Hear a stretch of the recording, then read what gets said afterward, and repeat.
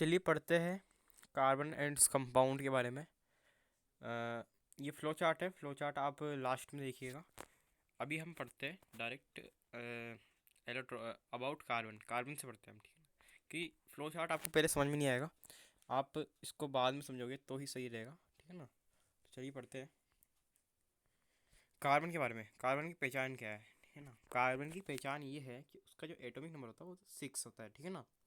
And उसका electronic configuration फिर क्या होगा, वो होगा 2,4, ठीक है ना। ये 2,4 होगा। अब क्या है कि आपको पता है कार्बन शेयरिंग करता है, ठीक है ना। अब ये लूज और गेन क्यों नहीं करता इलेक्ट्रॉन को, इसका कारण हम देखते हैं। अगर वो गेन करता है, ठीक है ना, मान लीजिए वो इलेक्ट्रॉन गेन करता है, तो अब क्या है कि 6 प्रोटॉन जो है ना, वो 10 इलेक्ट्रॉन को संभाल नहीं पाएंगे, यानी इलेक्ट्रॉन जो है वो भाग जाएंगे इधर से उधर। तो इसलिए जो है वो गेन नहीं करता है इलेक्ट्रॉन को, ठीक है ना। और अगर वो लूज़ क्यों नहीं करता, क्योंकि इसमें इतनी एनर्जी नहीं है कि वो लूज़ कर दे। सारे ही 4 इलेक्ट्रॉन को बाहर फेंक दे, इतनी उसमें कैपेसिटी नहीं है। तो इसलिए जो है वो शेयरिंग करता है। अब आपको समझ में आ गया होगा। चलिए आगे बढ़ते हैं। अब वो क्या करेगा, वो शेयरिंग करेगा, ठीक है ना। कॉन्क्लूजन ये है, ठीक है ना। चलिए अब हम कोवेलेंट बॉन्ड पढ़ते हैं। जो शेयरिंग की वजह से होता है ना, जो बॉन्डिंग बनती है उसको बोलते हैं कोवेलेंट बॉन्ड। और जो गेन और लूज की वजह से जो बॉन्डिंग बनती है उसको बोलते हैं हम को इलेक्ट्रोवेलेंट बॉन्ड, या फिर हम बोलते हैं आयनिक बॉन्ड। तो चलिए इसको हम पढ़ते हैं। एच यानी हाइड्रोजन के साथ, मान लीजिए हाइड्रोजन है और ये दूसरा हाइड्रोजन है। अब वो शेयरिंग कैसे करेंगे, गलत हो गया। अब देखिए वो शेयरिंग इस तरह से करेंगे, ये एक इलेक्ट्रॉन को खुद के अंदर ले लेंगे और ये वाला एक इलेक्ट्रॉन खुद के अंदर ले लेंगे। तो जिससे ये क्या होगी, शेयरिंग होगी। आगे हम पढ़ते हैं क्या, ये क्या होता है, एक सिंगल बॉन्ड होता है। सिंगल बॉन्ड क्या होता है, ये देखिए, क्यों इसको सिंगल बॉन्ड बोलते हैं, क्योंकि इसमें एक पेयर की ही क्या हो रही है, शेयरिंग हो रही है। अगर 2 पेयर होते हैं यानी 4 इलेक्ट्रॉन होते हैं तो वो बोलते हैं डबल बॉन्ड। और अगर 3 पेयर होते हैं यानी 6 इलेक्ट्रॉन होते हैं तो उसको हम बोलते हैं ट्रिपल बॉन्ड, ठीक है ना। आपको समझ में आ गया होगा। आगे चलते हैं हम। सिंपल भाषा में मैं आपको बता रहा हूँ। क्लोरीन का आप खुद बनाना, क्योंकि ये सिंगल बॉन्ड है, आपने देख लिया होगा। ऐसे ही नाइट्रोजन का है। नाइट्रोजन का मैं आपको बता देता हूँ। देखिए नाइट्रोजन का कैसे होता है, मान लीजिए ये नाइट्रोजन है, ठीक है ना। इसके जो एटॉमिक नंबर जो होता है ना, वो होता है 7 होता है इसका, और 7 होता है। एंड इसमें जो इलेक्ट्रॉनिक कॉन्फ़िगरेशन होता है वो होता है 2,5। और जो बाहर वाली आउटरमोस्ट शेल में जो इलेक्ट्रॉन रहते हैं ना, उनको ही हम शो करते हैं। तो ये मैंने एक कर दिया, 2, 3, 4।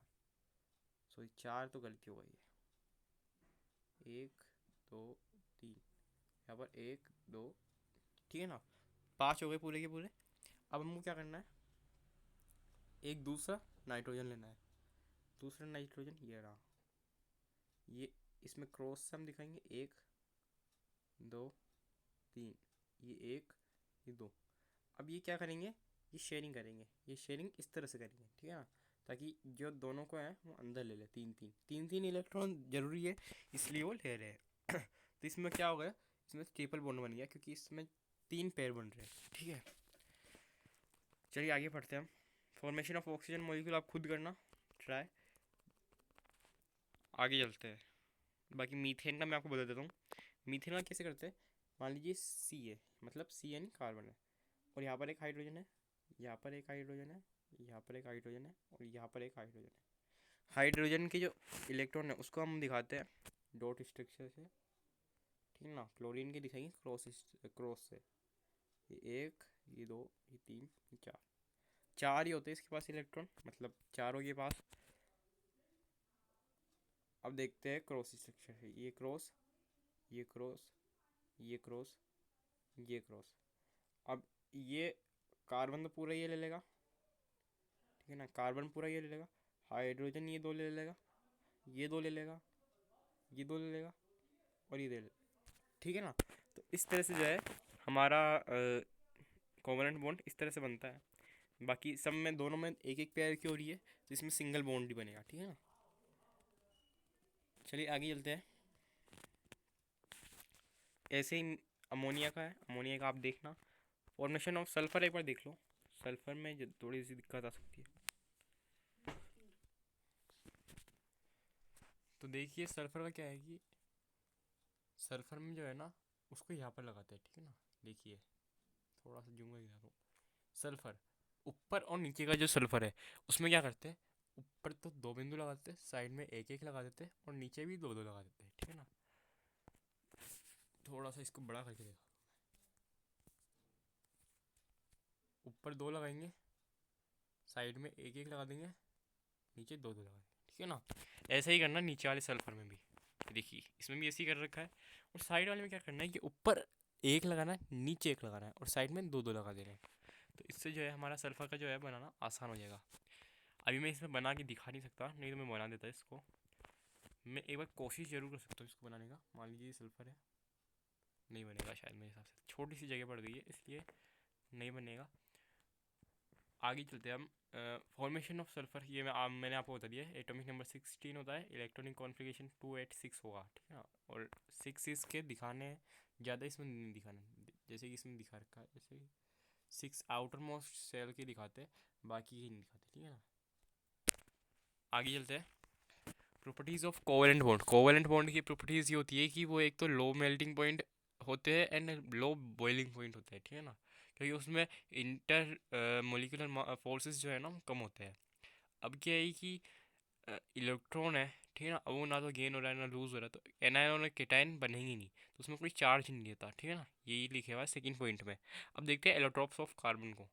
ये कार्बन की फॉर्म होता है अलग अलग रूप में, जैसे कि allotropy is a property by which an element exist in more than one form.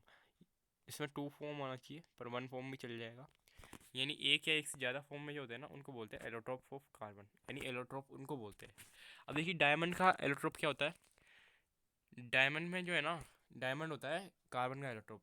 देखिए इसमें 3D स्ट्रक्चर बना हुआ रहता है। ये एक मोलिक्यूल, दूसरा मोलिक्यूल, और ये 3D, ये जो है ना ये आगे की ओर आता है। ये वाला जो है ये वाला मोलिक्यूल जो मैं यहाँ पर बना रहा हूँ ये आगे की ओर आता है।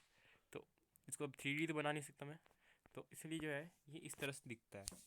ग्रेफाइट चाहिए, पहले हम डायमंड के बारे में पूरा पढ़ लेते हैं। प्रॉपर्टी है इसकी कि ये वेरी हार्ड होता है, यानी एकदम सबसे ज़्यादा हार्ड होता है, और poor conductor of heat and electricity होती है, ठीक है ना। मतलब इसमें से पास करो ना हीट तो जाएगी नहीं, और इलेक्ट्रिसिटी पास करोगे तब भी नहीं जाएगी, पुअर कंडक्टर होता है ये। अब यूज्ड होता ही है कटिंग इंस्ट्रूमेंट, यानी जैसे अपन कभी देखे तो कांच को जो काटते हैं ना उसके नीचे हीरा लगा हुआ होता है, यानी डायमंड लगा हुआ होता है, उस डायमंड की वजह से कांच को काटते हैं और ज्वेलरी भी बनाते हैं इसी से ही। तो अब देखते हैं हम ग्रेफाइट को। ग्रेफाइट है लाइटर देन डायमंड, डायमंड से लाइटर होता है, स्लिपरी होता है, क्योंकि देखिए एक के ऊपर एक जो है ना हेक्सागन्स वो रहते हैं, इसलिए स्लिपरी होता है। कंडक्ट इलेक्ट्रिसिटी कनेक्ट करता है, क्योंकि ये एक है ना, एक इलेक्ट्रॉन, देखिए एक इलेक्ट्रॉन इसका फ्री रहता है, ठीक है ना। एक इलेक्ट्रॉन फ्री कैसे रहता है, देखिए ये जो एक इलेक्ट्रॉन है ये तीन से जुड़ा हुआ रहता है ऐसे, ठीक है ना। ये एक इलेक्ट्रॉन तीन से जुड़ा हुआ रहता है, और चार होने चाहिए ना कार्बन में, तो कार्बन में चार होते हैं, तो ये एक जो रहता है ना फ्री रहता है, ठीक है ना। इसलिए जो है ये जो है इलेक्ट्रिसिटी कंडक्ट कर लेता है। यूज एज ल्यूब्रिकेंट, ठीक है ना, यूज इन इलेक्ट्रिक सेल और to make lead pencil. Electric cell में भी यूज़ होता है, और लीड पेंसिल यानी लीड जो होती है ना पेंसिल की उसमें भी यूज़ होता है। तो फ्लरनेस के बारे में, फ्लरनेस जो है ना वो बुकमिनिस्टर फ्लोरेंस जो है ना साइंटिस्ट, उन्होंने फाइंड करा था, ये सबसे नया एलिमेंट है, ठीक है ना। कार्बन के 60 इसमें जो है ना एटम, मतलब हाँ एटम होते हैं इसमें, ठीक है ना। और 20 हेक्सागन्स होते हैं, ठीक है ना। 20 हेक्सागन्स तो 12 पेंटागन होते हैं। आगे चलते हैं हम। इसको आप एक बार देखोगे ना बुक में तो आपको समझ में आ जाएगा। Why carbon is versatile in nature, nature में वर्सेटाइल क्यों है। इसकी एक तो है tetra valency of carbon. Tetra valency मतलब चार इलेक्ट्रॉन इसके आउटर में मोस्ट सेल में होते हैं, ठीक है ना, जिससे ये शेयर करता है।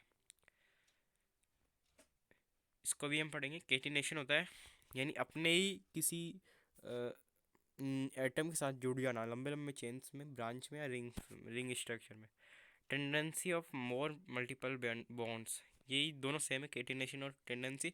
पॉलीमराइजेशन होता है, मोनोमर से ना मोनोमर मोनोमर जुड़ जुड़ के पॉलीमर बन जाते हैं, तो उसी को बोलते हैं पॉलीमराइजेशन।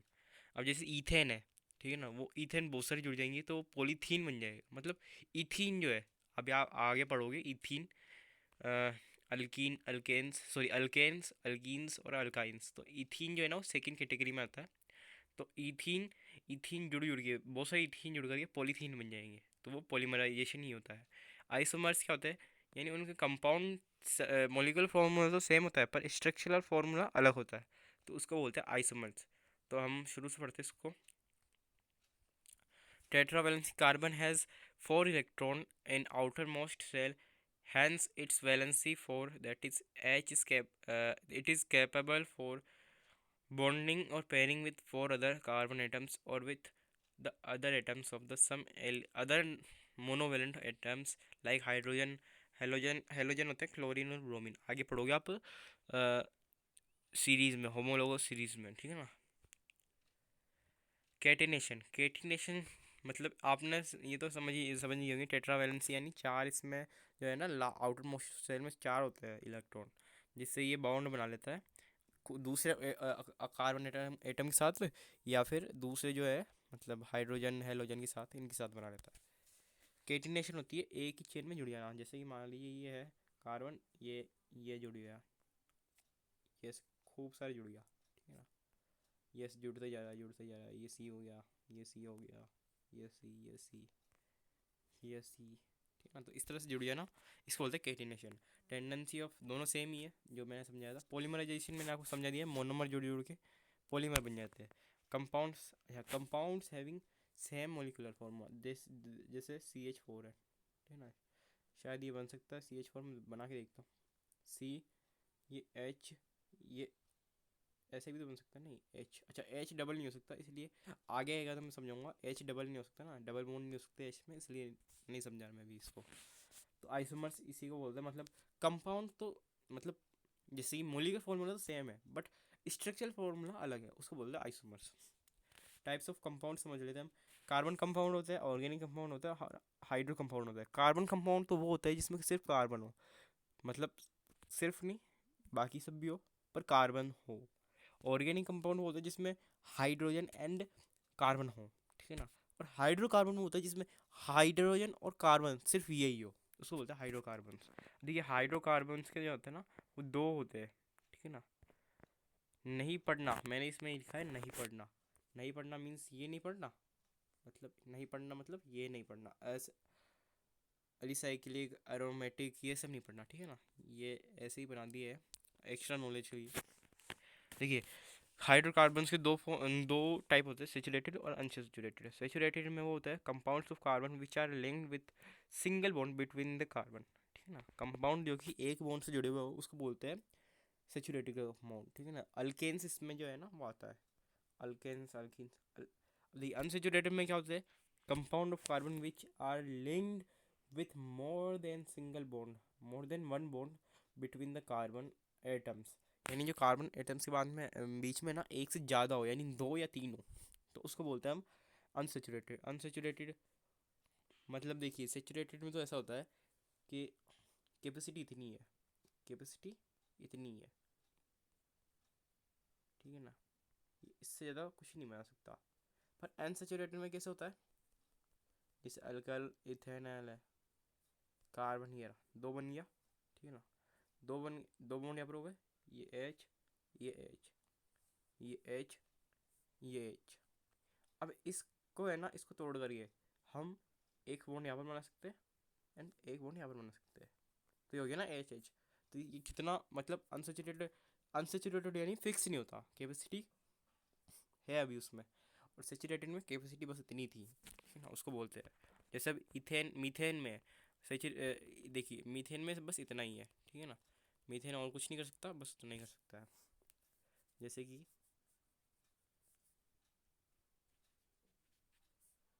कि मान लीजिए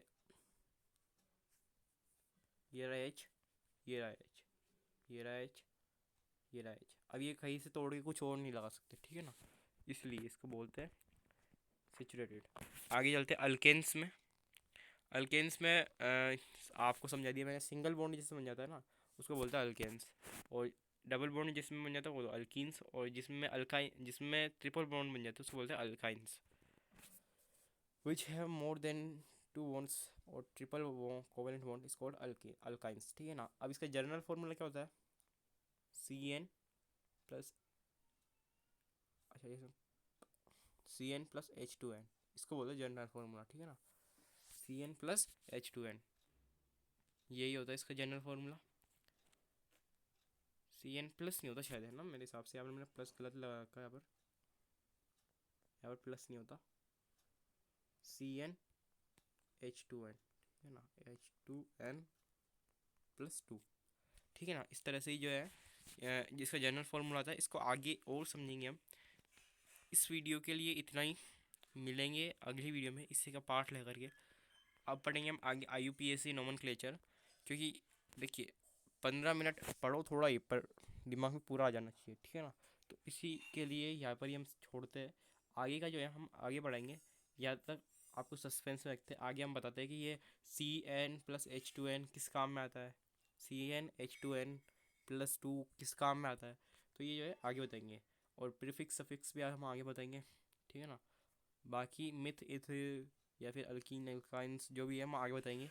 इस वीडियो के लिए इतना ही, मिलेंगे इसके अगले पार्ट में, तब तक के लिए बाय।